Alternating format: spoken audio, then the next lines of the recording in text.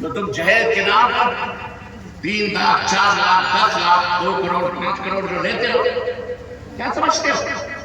منو سلوا ہے بولو بیٹا کوئی نہیں دیکھ رہا، عرش والا دیکھ رہا ہے تمہیں حرام ہے تمہیں لینا اور دینا بھی ہے۔ یہ بیٹوں کا حق ہے، بچوں کا حق ہے، ایک بیٹی کا حق نہیں ہے۔ اور یہ کہہ دو کہ صاحب جہیز میں ہم نے دے دیا بیٹی کو، جو دینا تھا اب کیا رہے گا؟ ایسے نہیں ہوگا۔ اب آپ کہو گے پھر اس کا حل کیا ہے مولانا؟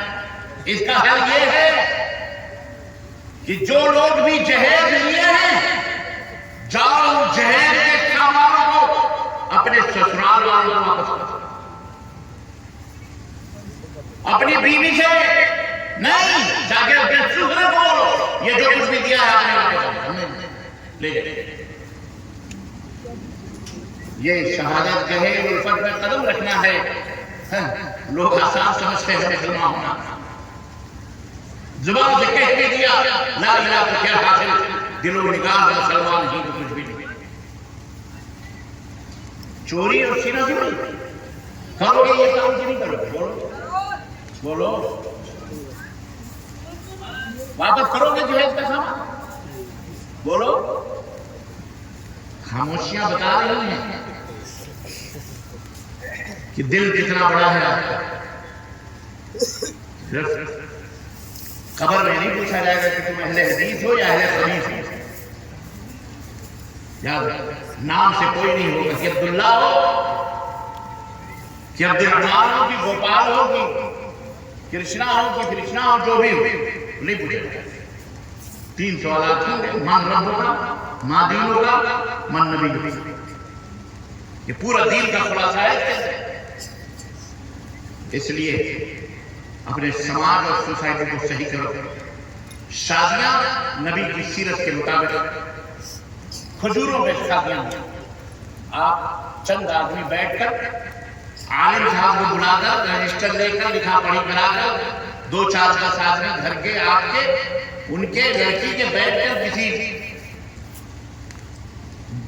اس طرح کے جلسہ ہو یا اپنے گھر میں، کوئی مسجد میں لے جانا ضروری نہیں ہے، نہ ہی یہ مسجد میں شادی کرنا سنت ہے، بلکہ اس کو سنت سمجھ کر بابرکت سمجھ کر مستحب سمجھ کر مسجد کے اندر نکاح کرنا، یہ سمجھ کر کہ اس میں زیادہ ثواب ہے، یہ بدعت ہے۔ آپ اپنے چوپال میں، اپنے گھر میں، اپنے کمرے میں گواہوں کو، ذمہ داروں کو بٹھا کر پردھان کے گھر پہ، مکھیا کے گھر میں، پٹیل کے گھر میں، چودھری کے گھر میں، اپنے گھر پر لڑکی والوں کے گھر پر بیٹھ کر کے آپ نے خود میں نکاح پڑھا دیا، ایجاب قبول کر دیا، 1.5 سال خلاص نکاح مقرر ہو۔ ولیمہ کیجئے شام سے، آپ ولیمہ کیجئے، 10 کھلائیے، 20 کھلائیے، 100 کو کھلائیے، پورے گاؤں کو کھلائیے۔ یہ دلہے کو دلہن کے گھر سے ایک ٹکا بھی آنا آپ کے لیے حرام ہے۔ ہمارے بہت سارے مولوی حضرات کہتے ہیں کہ ربانی صاحب یہ سختی کرتے ہیں، ایک مباح ہے کھانا، اس کو کیوں حرام ہے؟ کتنا کھاؤ یار، کھانا ہے تو ذرا سوکھی روٹی کھا لو، حرام ہے، کم از کم ظلم سے روکو قوم کو ملت کو۔ چھوٹی سی بات سے اتنا بڑا آج مسئلہ ہو گیا، شادی کا کھانا حلال ہے کہ حرام ہے، حلال ہے، مباح مستحب، اور یہ کرتے کرتے آج دیکھ لو کیا کیا ہو رہا ہے۔ بارات سے باراتیں جاتے 500 1,500 2,000 بسوں کی بسیں، اب تو عورتیں بھی جا رہی ہیں بڑھ کر لڑکے والوں کی طرف سے بارات۔ یہ ناٹک، یہ کافروں کی نقل ہے، یہ ظالموں کی نقل ہے۔ وَمَن تَشَبَّهَ بِقَوْمٍ فَهُوَ مِنْهُمْ، جو کسی قوم کی مشابہت ہے اسی میں سے ہو۔ اسلام کسی مشابہت، غیروں کی مشابہت کا قائل نہیں۔ اسلام خود اپنے اندر وہ روشنی اور وہ آئیڈل اور وہ ماڈل رکھتا ہے کہ رسول اللہ صلی اللہ علیہ وسلم تمہارے لیے بہترین نمونہ ہے۔ فاطمہ الزہرا کی شادی کو دیکھو، سیدہ عائشہ کی شادی کو دیکھو، سیدہ خدیجہ کبریٰ کی شادی کو دیکھو، حضرت صفیہ کی شادی کو دیکھو، حضرت کلثوم کی شادی کو، حضرت زینب کی شادی، اسی طرح سے پتہ ہی نہیں چلتا تو کیا ہو گیا؟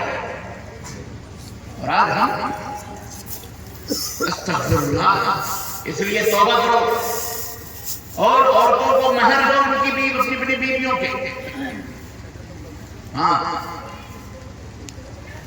ختم کر دیں.